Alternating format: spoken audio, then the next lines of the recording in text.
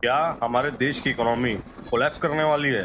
क्या हमारा विदेशी मुद्रा भंडार खत्म होने वाला है?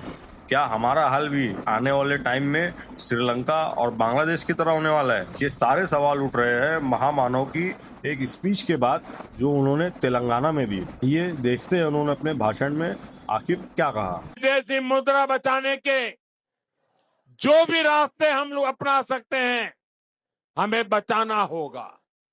साथियों, गोल्ड यानी सोने की खरीद एक और पहलू है जिसमें विदेशी मुद्रा बहुत अधिक खर्च होती है। हाँ, सही सुना आपने।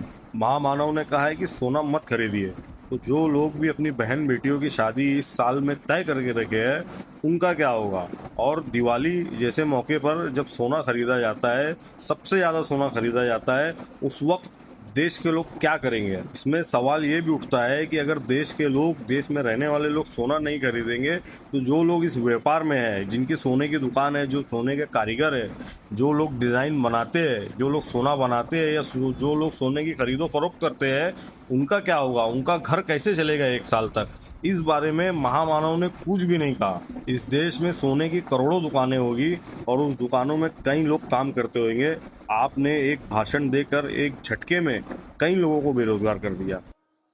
अगर खाने के तेल में खाने का तेल का जो उपयोग करता है, अगर वो कुछ कमी करे, मैंने बार बार कहा है 10% कम करो। अगर हम तेल खाना कम करें ना, तो भी वो देशभक्ति का बहुत बड़ा काम है। आप देश सेवा में योगदान दे सकते हैं। जी हाँ, अब खाना पकाने के लिए तेल का इस्तेमाल करने से भी मना कर दिया है। अब दाल में तड़का और सब्जियां पानी में पकाना पड़ेगा और तड़का भी पानी से लगाना पड़ेगा।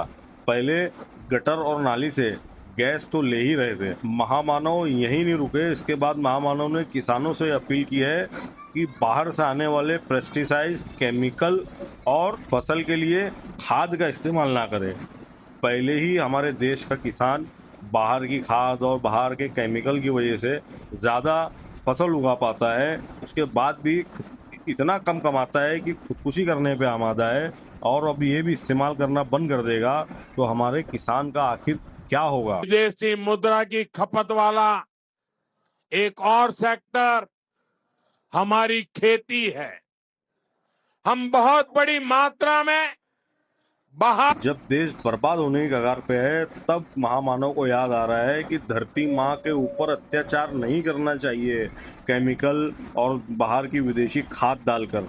इतने साल से आप पीएम हो, आपने रिसर्च में इतने पैसे क्यों खर्चे नहीं किए? कुछ नई टेक्नोलॉजी क्यों नहीं लाई जिससे हमारे किसानों की मदद हो पाती और ये नौबत नहीं आती कि हमको बाहर से सारी चीजें खरीदना पड़े। मैं चैलेंज के साथ कहता हूं कि जो अडानी करना चाहता था, अगर किसान कल के कल अडानी को अपनी सारी जमीन दे दे, तो यही प्रधानमंत्री और यही महामानव खड़े होकर इसी केमिकल का और इसी जो खाद आती है, इसी खाद के 101 फायदे लोगों को गिनाने लगेंगे और सारी मुसीबतों का हल खुद ही ढूंढ के लाने लगेंगे।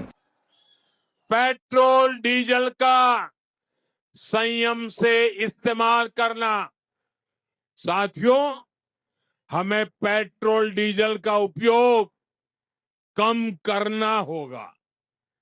शहरों में जहां मेट्रो है, वहां हम तय करें कि हम मेट्रो का ही उपयोग करेंगे, ज्यादा से ज्यादा मेट्रो में ही जाएंगे। अगर कार में ही जाना जरूरी है, तो फिर कार पूल करने का प्रयास करें और भी लोगों को साथ बिठा ले। अगर हमें कहीं सामान भेजना हो, तो कोशिश करनी है कि वह ज्यादा से ज्यादा रेलवे गुड्स के जो ट्रेन होती है, रेलवे की सर्विसेज से भेज। महामानव ने कहा पेट्रोल डीजल का ज्यादा इस्तेमाल मत करिए, ट्रैवल ज्यादा मत करिए, ऐसी चीजें मत करिए जिससे पेट्रोल डीजल ज्यादा खर्च हो। इस बात से तो एक ही चीज समझ में आती है, पेट्रोल डीजल आने वाले टाइम में आम जनता की पहुंच से और पकड़ से बहुत दूर जाने वाला है। सुई से लेके प्लेन के सारे पार्ट्स तक हर चीज़ को यहाँ से वहाँ पहुँचाने के लिए पेट्रोल और डीजल ट्रांसपोर्ट का इस्तेमाल होता है। खाने पीने की सामान के लिए, वेजिटेबल के लिए, अनाज के लिए, हर चीज़ को यहाँ से वहाँ पहुँचाने के लिए, लोगों तक, आम जनता तक पहुँचाने के लिए पेट्रोल और डीजल का इस्तेमाल होता है, जो ट्रांसपोर्ट में लगता है। क्या इस बात का ये मतलब है कि आने वाले समय में जिस तरह पेट्रोल डीजल आम आदमी की पहुँच के बाहर होने वाला है, उसी तरह पेट्रोल डीजल की वजह से जो खाने पीने की चीज़ें हैं, अनाज है, जो मूलभूत सुविधा की चीज़ें हैं, वो भी आम इंसान की पहुंच से दूर होने वाली है। महामानव ने इन सारी चीज़ों को आखिर में ले जाकर देशभक्ति से जोड़ दिया है। अगर तुम देशभक्त हो तो खेती में खाद का इस्तेमाल मत करो। अगर तुम देशभक्त हो तो तेल मत खाओ, खाने की चीज़ों में तेल मत डालो। अगर तुम देशभक्त हो तो पेट्रोल और डीजल का इस्तेमाल मत करो। अगर तुम देशभक्त हो तो घर में रहकर काम करो, बाहर निकलकर काम मत करो। अगर तुम देशभक्त हो तो सोने चांदी की चीजें 1 साल तक मत खरीदो। मैं महामानव से पूछना चाहूंगा कि 2014 से लेके आज तक आपकी देशभक्ति किधर है? आपने हमारे देश को आगे बढ़ाकर, हमारी इकोनॉमी को आगे बढ़ाकर अपनी देशभक्ति क्यों साबित नहीं की? आपने पेट्रोल डीजल के दाम कम कर कर अपनी देशभक्ति क्यों साबित नहीं की? ये जंग का मामला तो अभी 4-6 महीने से है।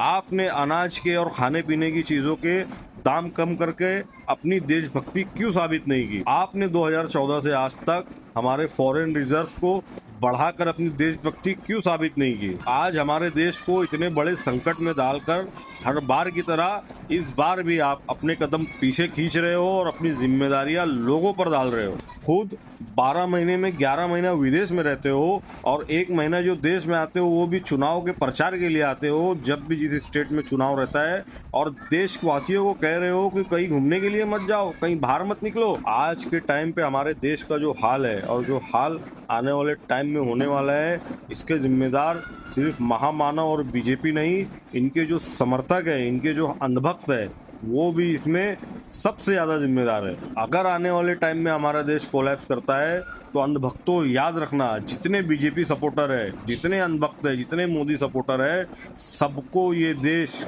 कसूरवार की नज़र से देखेगा, आरोपी की नज़र से देखेगा कि तुम लोगों की वजह से तुम्हारा भेजा खराब था, तुम्हारा दिमाग खराब था, तुम्हारे दिमाग में कचरा भरा हुआ था, इस वजह से आज हमारा देश बर्बाद हुआ। मैं अंधभक्तों से कहना चाहूँगा कि एक बार अपने गिरेबान में झांक कर इस सवाल का जवाब जरूर देना कि क्या देश के कोलैप्स होने के बाद, इतना सब होने के बाद, अपनी आने वाली नस्ल को क्या तुम फख्र से और गर्व से ये बता पाओगे कि तुम एक बीजेपी समर्थक थे, मोदी समर्थक थे?